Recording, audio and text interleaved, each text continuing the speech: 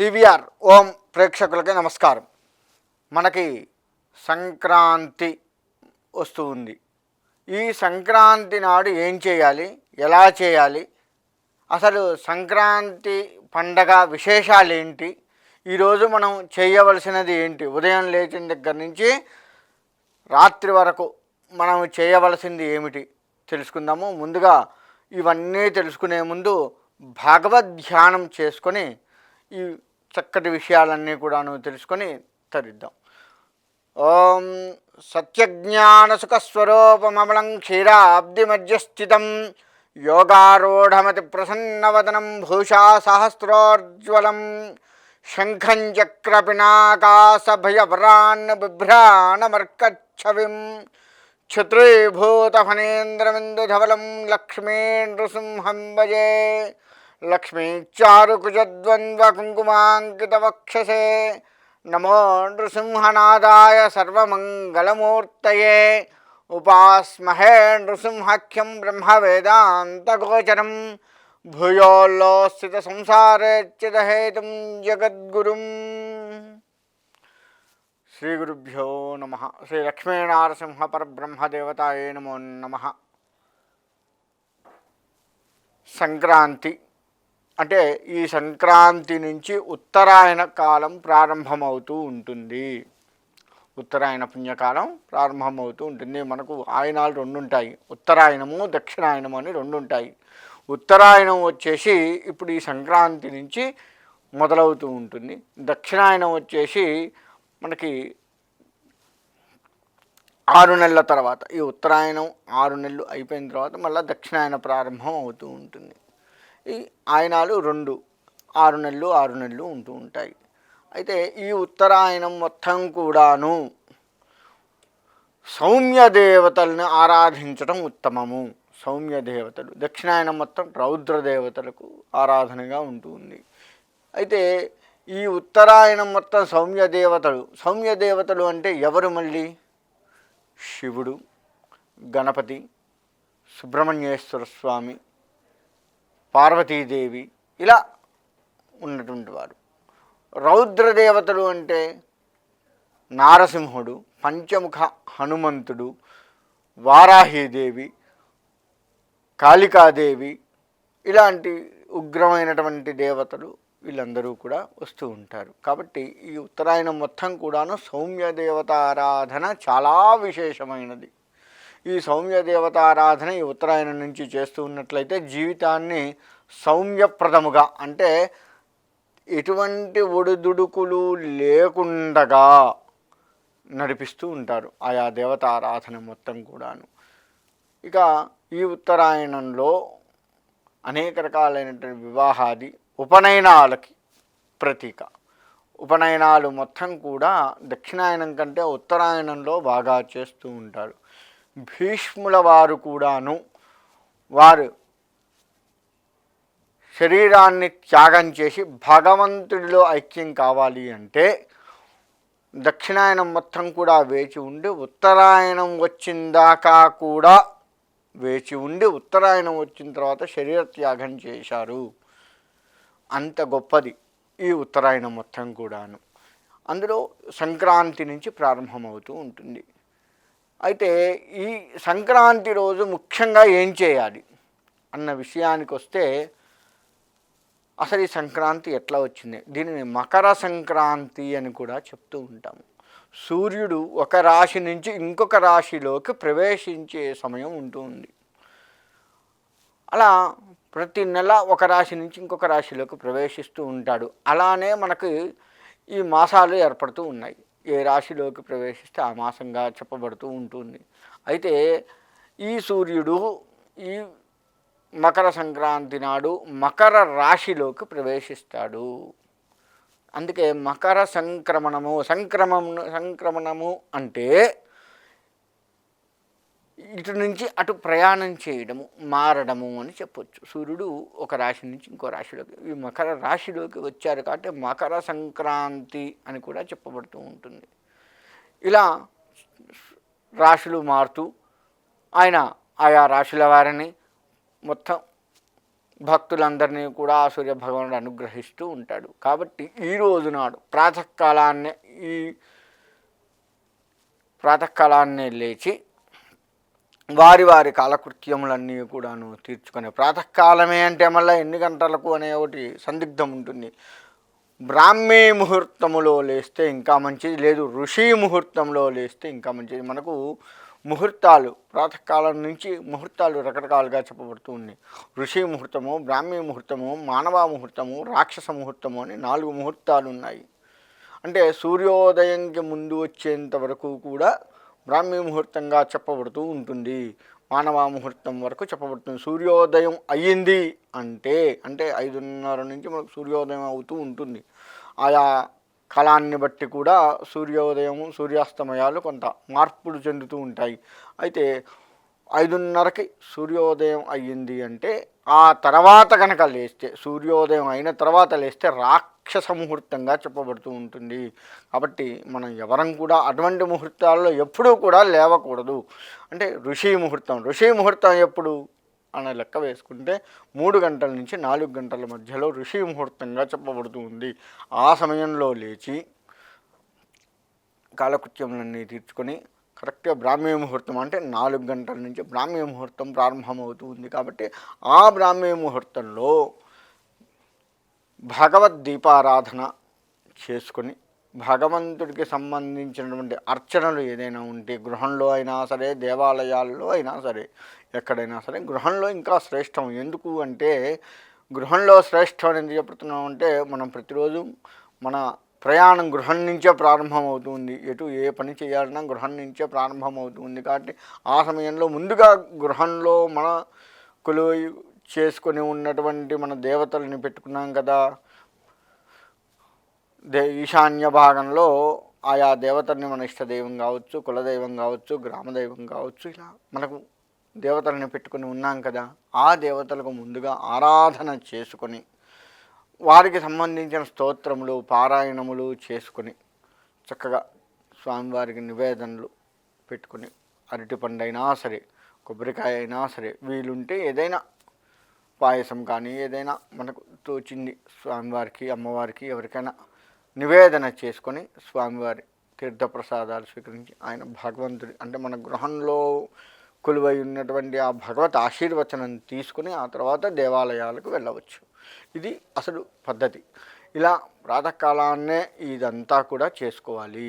చేసుకున్న తర్వాత ఏం చేయాలి అంటే మనము దేవాలయానికి వెళ్ళి ఆయా దేవతల యొక్క అనుగ్రహం కోసంగా తీర్థప్రసాదములు స్వీకరించి స్వామివారి ప్రదక్షిణ నమస్కారములు ఇటువంటివన్నీ అర్చనలు అభిషేకాలు ఏది ఉంటే అవన్నీ చేసుకొని చక్కగా కుటుంబంతో కలిసి ఆ యొక్క దేవత అనుగ్రహాన్ని సంపాదించాలి. ఆ తర్వాత ఏం చేయాలి? ఈ సంక్రాంతి రోజు పితృదేవత ఆరాధన కూడా చెప్పబడ్డది. మనకి 2 ఆయనాలు అని చెప్పాం కదా, ఉత్తరాయణము దక్షిణాయనము. ఉత్తరాయణము ప్రారంభం రోజు, దక్షిణాయన ప్రారంభం రోజు పితృదేవతలకు సంబంధించిన ఆరాధన కూడా శాస్త్రంలో చెప్పబడ్డది. ఈ ఉత్తరాయణంలో మనకి ఈ సంక్రాంతి రోజు పితృదేవత తర్పణాలు, పితృదేవతలకు ప్రీతిగా స్వయం పాకాలు ఇవ్వడము, వస్త్రదానాలు చేయడము, అన్నదానములు చేయడము, ఇటువంటివన్నీ కూడా చేయవచ్చు. అలా చేస్తే ఏమవుతుంది అంటే పితృదేవతలు ఎప్పుడైనా మన వంశాన్ని ఉద్ధరించిన వారు కాబట్టి వారి ఆశీర్వచనం ఏదైతే ఉంటుందో అది మన వంశం మొత్తానికి వర్తిస్తుంది. పితృదేవత ఆశీర్వచనం వల్ల వంశాభివృద్ధి జరుగుతుంది. వంశాభివృద్ధి అంటే కొడుకు పుడితేనే వంశాభివృద్ధి కాదు కదా. మళ్ళా ఆ పుట్టినవాడు ధర్మబద్ధంగా ఉండగలగాలి. కీర్తి ప్రతిష్టలు వంశానికి, సమాజానికి, దేశానికి తెచ్చేవాడై ఉండాలి. అప్పుడే ఆ వంశం అభివృద్ధి అయినట్టు లెక్క. అంతేగాని ఏదో కొడుకు పుట్టి వాడు దేశాన్ని నాగం చేసేవాడై వంశాన్ని నాగం చేసేవాడైతే అభివృద్ధి అయినట్లా కాదు కదా. కాబట్టి అలా కాకుండా ఉండాలి అంటే పితృదేవతారాధన చేయాలి. అలా పితృదేవతారాధన చేస్తే నా వంశం చల్లగా ఉండాలి, అభివృద్ధిలోకి ఉండాలి అని చెప్పేసి ఆశీర్వదిస్తాడు. ఆ పితృదేవత ఆశీర్వచనం వల్ల వాడు మనకు కలిగినటువంటి సంతానం ఏదైతే ఉందో విద్యాబుద్ధులతో ఉండి చక్కటి నడవడిక కలిగి ఉండి దేశానికి మన వంశానికి కూడా కీర్తి ప్రతిష్టలు తెచ్చేంత వాడుగా అవుతూ ఉంటాడు. అంతేకాకుండా ఉద్యోగాలు సక్రమంగా సరైన సమయానికి ఉద్యోగాలు సంపాదించడము, సరైన సమయానికి వివాహం చేసుకోవడము, సరైన సమయానికి సంతానం కలగటము, ఇవన్నీ కూడా సరైన సమయానికి మన పిల్లవాళ్ళకి కావలసింది అందించేది మొత్తం కూడా పితృదేవతల ఆశీర్వచనం వల్లనే కలుగుతుంది. వారు మాత్రమే అందించగలరు. మరి భగవంతుణ్ణి కూడా అర్చిస్తాం కదండి ఇటువంటి వాటికి. అంటే మనలో నవగ్రహ దోషాలు ఏదైనా ఉంటే, నవగ్రహాలు మనల్ని నడిపిస్తూ ఉంటాయి, అటువంటి దోషాలు ఏమైనా ఉంటే ఆయా దేవతారాధన నవగ్రహారాధన చేయటం వల్ల కూడా ఆ దోషాలు తొలగి పితృదేవతల ఆశీర్వచనం బలంగా నిలబడుతుంది. అంతేకాని పితృదేవతల్ని కొలుస్తూ ఉన్నాం కదా కాబట్టి ఇవన్నీ చేయక్కర్లేదు కాదు. ఆ దోషాలు అడ్డం పడి ఈ పితృదేవతల యొక్క ఆశీర్వచనం మనకు అందకపోతే, ఇటువంటి దోషాలను మనం తొలగించుకోగలిగితే పితృదేవత ఆశీర్వచనం సంపూర్ణంగా కలిగి మనం అభివృద్ధి పదంలోకి చేరుతాము. ఇది పితృదేవతల వల్ల మనకు వచ్చే లాభం. కాబట్టి తిలతర్పణాలు చేయడము, దానములు చేయడము, బ్రాహ్మణ భోజనాలు పెట్టడము, ఇటువంటివన్నీ కూడా ఉత్తరాయణ పుణ్యకాలంలో చేస్తే ఉత్తమ గతులు చెందుతారు అని శాస్త్రాలు చెప్తూ ఉన్నాయి. పితృదేవతలు ఉత్తమ గతులు చెందుతారు. ఆ చేసిన ఫలితం ఏదైతే ఉందో అది మనకు ఆశీర్వచనంగా వచ్చి మన అభివృద్ధిలో ఉంటాము. మన పిల్లలు మనము కూడా చేస్తున్నందుకు మనం కూడా చక్కటి అభివృద్ధిలో ఉంటాము. మన పిల్లలకే కాదు మన నుంచి కూడాను అభివృద్ధి ప్రారంభమవుతుంది. అప్పటి వరకు మనకు వచ్చిన బాధలన్నీ కూడాను తొలగిపోతాయి. పితృశాపాలు ఏవైనా ఉంటే, ఎందుకంటే పితృశాపాలు జాతకంలో పితృశాపాలు చాలా ఉంటాయి కాబట్టి రకరకాల పితృశాపాలు ఉంటాయి కాబట్టి ఆ పితృశాపాలు ఏదైనా ఉంటే కూడా తొలగిపోతూ ఉంటాయి. కాబట్టి భక్తి శ్రద్ధలతో ఇది చెయ్యాలి. కాబట్టి ఈ పితృకార్యాలకు సంబంధించి అన్నీ కూడాను చేయాలి. తదుపరి ఏం చేయాలి? మధ్యాహ్నము 1 గంట వరకు అయిపోతుంది కదా. తదుపరి కుటుంబంతో కలిసి భాగవత్ పారాయణాలు కానీ ఏదైనా చేసుకోవచ్చు. ఆ తదుపరి ఏం చేయాలి? అన్నీ చేస్తాం, అయిపోయింది, బాగుంది. ఇంట్లో ఎంత సందడి ఉంటే అంత మంచిది కదా మనకి. కాబట్టి ఇల్లంతా సందడిగా ఉండే వాతావరణం, అంటే ఆహ్లాదకరమైనటువంటి వాతావరణంతో ఈరోజు మొత్తం కూడా మెలగాలి. మెలిగి మళ్ళీ సాయం సంధ్యా సమయంలో మరి ఒక్కసారి దేవతకు సంబంధించిన ఆరాధనలు అన్నీ కూడాను చేసుకొని భగవత్ ఆరాధన అంటే ఏం చేస్తాము? మళ్ళీ పొద్దున చేసినట్లుగానే ఏదైనా పారాయణాలు, దీపారాధన అన్నీ పెట్టుకొని పారాయణాలు చేసుకుంటూ ఉండడం చాలా చాలా మంచిది. ఈ విధంగా ఎవరైతే చేస్తారో ఈ సంక్రాంతి నాడు మనము చక్కగా ఆయా దేవత అనుగ్రహాన్ని, ముఖ్యంగా సూర్య భగవానుడి అనుగ్రహాన్ని కూడా పొందిన వారం అవుతాము. సూర్య భగవానుడి అనుగ్రహం ముఖ్యంగా ఎందుకు చెబుతున్నాను అంటే, సూర్యుడు మార్పిడి జరిగినటువంటి రోజు కాబట్టి ఆ రోజున ఆయన అనుగ్రహం చాలా మంచిది. ఆ విధంగా ఆయన అనుగ్రహాన్ని కనుక సంపాదించుకున్నట్లయితే సూర్యుడు ఆరోగ్యం భాస్కరాదిత్యేత్ అని చెప్పబడ్డది. అంటే భాస్కరుడు అంటే సూర్యుడు ఆరోగ్యాన్ని ఇస్తాడు. మనకి అనేక రకాలైనటువంటి అనారోగ్య సమస్యలు ఉన్నటువంటి వారు ఎవరైనా ఉన్నా, లేదు మన ఇంట్లో సూర్యారాధన జరగక కొన్ని ఇండ్లు ఎట్లా ఉంటాయంటే అండి, గాలి వెలుతురు సక్రమంగా ఉండదు. తద్వారా సూర్యరశ్మి ఆ ఇంట్లోకి ప్రవేశించక సూర్యుడి యొక్క శక్తిని ఆ ఇంట్లో మనం ప్రవేశపెట్టలేకపోతాం. అటువంటి ఇండ్ల వారు కావచ్చు, అనారోగ్యంతో కూడుకొని ఉన్నటువంటి వారు ఎవరైనా ఉంటే ఈ సూర్యారాధన వల్ల వారి యొక్క అనారోగ్యం తీవ్రత తగ్గి కాస్త మెరుగుపడే అవకాశం ఉంటుంది. సూర్యుడికి ఈరోజు నాడు పాయసం అంటే బాగా ఇష్టం కాబట్టి ఈరోజు నాడు సూర్యుడికి పాయసము, గుడాన్నము, పాయసము అంటే చాలామంది ఏం చేస్తారంటే ఈ సేమియా పాయసాలు ఇలా చేసుకుంటారు. అది కాదు, బెల్లంతో కూడుకున్నటువంటి అన్నము చేయాలి. చేసి సూర్యభగవానుడికి, ప్రత్యక్ష నారాయణుడు కదా మనకి ప్రత్యక్షంగా కనపడేటువంటి దైవాలలో గురువు, తల్లిదండ్రి, తర్వాత మళ్ళా మనకి సూర్యభగవానుడు ఒకడు. కాబట్టి ఆ ప్రత్యక్ష నారాయణుడు సూర్యభగవానుడు, నారాయణుడే సూర్యభగవానుడుగా చెప్పబడుతూ ఉంది. కాబట్టి అటువంటి ఆ స్వామివారు ప్రత్యక్షంగా మనకు కనపడతాడు. కాబట్టి ఫోటో దగ్గర అక్కడ పెట్టకుండా ప్రత్యక్షంగా ప్రాతకాలాన్ని మనం చేసుకుంటే ఆ పాయసాన్ని చక్కగా సూర్యభగవానుడికి నివేదన అంటే బయట పెట్టి నివేదన చేయవచ్చు. ఇక మనము పిడకల మీద చేయాలి. ఏ వంట చేసినా ఈరోజు పిడకల మీద చేయాలి. వాళ్ళ మనకు గ్యాస్ స్టవ్లు ఇవి వచ్చాయి, కానీ ఆవు పిడకలతో ఉండి చక్కగా ఏదైనా సమిధలు తెచ్చుకొని చేసినట్లయితే ఆ సమిధలతో పిడకలతో కూడుకున్నటువంటి వంటని భాగవత నివేదన చేసిన ఆ భగవత నివేదన చేసిన ఆ యొక్క పదార్థాన్ని మనము స్వీకరించిన ఆరోగ్యప్రదంగా చెప్పబడుతూ ఉంది.